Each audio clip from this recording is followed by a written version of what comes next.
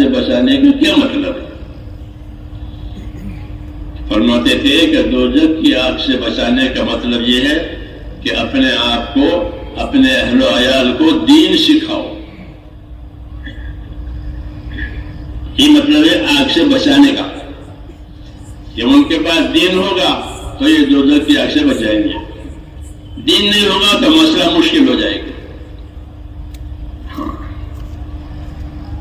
تو قوا انفسکم کی تفسیر حضرت علی نے یہ کی ہے کہ اپنے آپ کو، اپنے اہل و عیال کو دوزخ کی آگ سے بچاؤ، یعنی ان کو دین سکھاؤ. کہ اللہ نے ہم کو دین کے لیے پیدا کیا ہے، آخرت کے لیے پیدا کیا ہے، دین کے لیے پیدا کیا ہے. اس لیے ہماری پہلی ذمہ داری میرے دوستو یہ ہے کہ ہمارے اندر دین آئے، اور دین میں پہلا نمبر ایمان کا ہے. لا الہ الا اللہ. یہ ایمان ہے، یہ ایمان کا کلمہ ہے، یہ ایمان کا بول ہے، اور اونچا بول ہے لا الہ الا اللہ. تمام نبیوں کی زبان پر یہ بول آیا ہے، اور انہوں نے اپنے اپنے امتوں کو یہی سکھایا ہے لا الہ الا اللہ. اے لوگو لا الہ الا اللہ کہو، کامیاب ہو جاؤ گے. یہ بڑا کلمہ ہے، بڑا بول ہے. تو یہ جس طرح بول ہے تو ہر بول کی ذمہ داری ہوتی ہے، اور ہر بول کی محنت ہوتی ہے. ہر بول کی ذمہ داری ہوتی ہے، ہر بول کی محنت ہوتی ہے. جب ذمہ داری سے وہ محنت پوری کی جائے گی تو اس بول کا فائدہ ہوگا. قاعدہ یہ بات. جیسے دکان ایک بول ہے. دکان کیا ہے؟ ایک بول. اس دکان کی ایک محنت ہے. جب اس کی محنت ہوگی تو اس کا فائدہ ہوگا. زمینداری کھیتی ایک محنت ہے، وہ ایک بول ہے، اس کی محنت ہوگی تو اس کا فائدہ ہوگا. ایسے کلمہ بھی ہے. یہ کلمہ ہے، اور کلمہ اپنی محنت کے ساتھ ہے.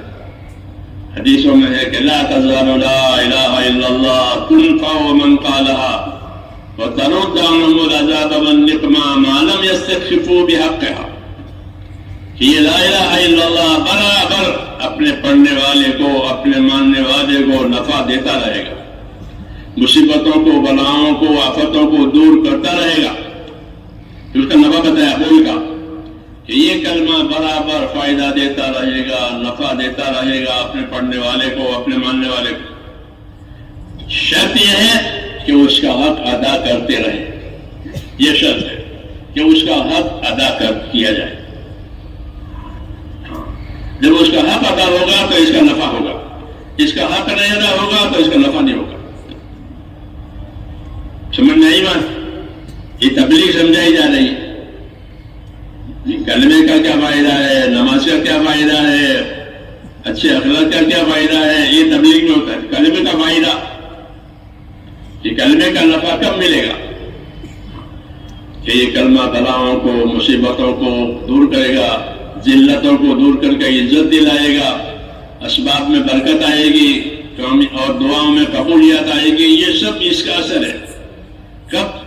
جبکہ لوگ اس کا حق ادا کریں. کہ اس کا حق کیا ہے، اس کلمے کا کیا حق ہے؟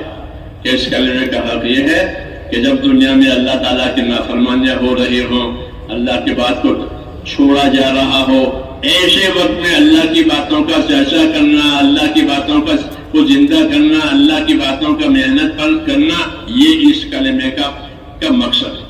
جب یہ مقصد ہوگا تو یہ کلمہ فائدہ دے گا. یہ نہیں ہے تو یہ کلمہ بغیر فائدے کے ان کے پاس رہے گا. تو کلمے کا حق بتایا کہ کلمے کی وجہ سے جو ذمہ داریاں آویں وہ ذمہ داری پوری کی جاوے. تو کلمے کی وجہ سے میرے دوستو ایک ذمہ داری یہ آتی ہے کہ اللہ کی عبادت اور اللہ کی اطاعت کی جائے. ہاں، ایک ہی اللہ ہے، اسی کی عبادت کی جائے گی، اس کی اطاعت کی جائے گی. عبادت کے طریقے مخصوص ہے اسلام میں. نماز، روزہ، زکوٰۃ، حج، ذکر، تلاوت، توبہ، استغفار، یہ طریقے، یہ عبادت کے طریقے لا. اس کا تعلق صرف اللہ کے ساتھ ہی ہوگا. اس کو عبادت کہتے ہیں. نماز اللہ ہی کے لیے پڑھی جائے گی. ہاں، اور صحیح پڑھی جائے گی، زکوٰۃ اللہ ہی کے لی جائے گی اور پوری دی جائے گی، روزے بھی رکھے جائیں گے اور صحیح رکھے جائیں گے، حج کیا جائے گا، ذکر کیا جائے گا، یہ سب اللہ کی عبادتیں کہلاتی ہیں۔ اس عبادت کے لیے اللہ تعالیٰ نے ہم کو پیدا کیا، یہ ارکان اسلام ہے، اس کو عبادت کہتے ہیں، عبادت کے لیے دیے ہیں۔ اس کی تکمیل کے لیے علم و ذکر دیا گیا ہے تاکہ عبادت جہالت سے نہ ہو، عبادت جہالت سے نہ ہو، اس کے لیے امت کو علم و ذکر دیا ہے، جو ہمارا نمبر ہے تیسرا۔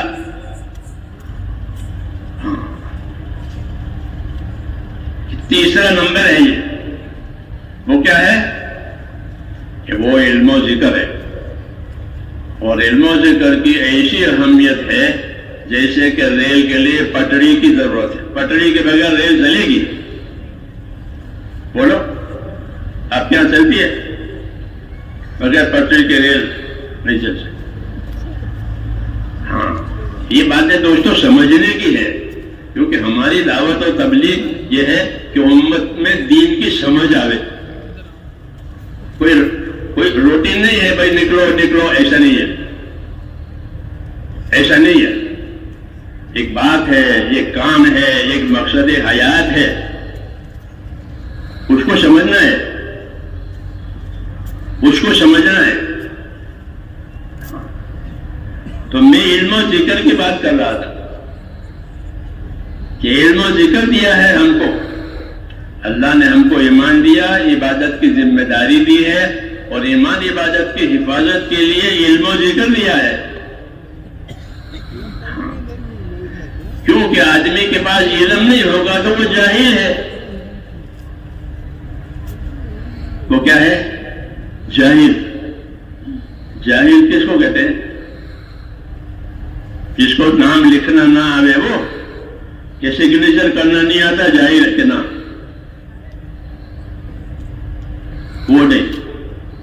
جاہل اس کو کہتے ہیں جس کو اپنی زندگی کے حقوق کی خبر نہ ہو، کہ میری زندگی میں مجھ پر کیا کیا حقوق ہیں۔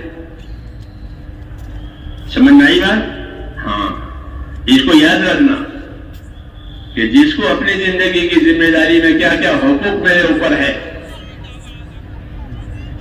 جس کو یہ خبر نہ ہو، یہ جاہل ہے۔ سمجھ میں آئی نا بات؟ ہاں، کیونکہ مرنے کے بعد اللہ تعالیٰ حساب کتاب ہے۔ کیا ہے؟ حساب کتاب۔ ہاں، کہ زندگی میں کتنے حقوق ادا کیے، کتنے حقوق ادا نہیں ہوئے، کیونکہ دنیا کو اللہ نے دارالحقوق بنایا ہے کہ یہ دنیا حقوق ادا کرنے کی جگہ ہے، آخرت بدلہ پانے کی جگہ ہے۔ یہ ہمارا عقیدہ ہے، یہ ہمارا ایمان ہے کہ یہ حقوق ادا کرنے کی جگہ ہے، اور اس میں سب سے پہلا حق اللہ کا ہے۔ اللہ اول ہے، اللہ سے پہلے کوئی نہیں۔ اللہم انت الاول فلیس قبلک شیء۔ اللہ اول ہے اور اس کا حق سب سے پہلا ہے، اول ہونے کی وجہ سے۔ تو اللہ کا کیا حق ہے؟ اللہ کا کیا حق ہے؟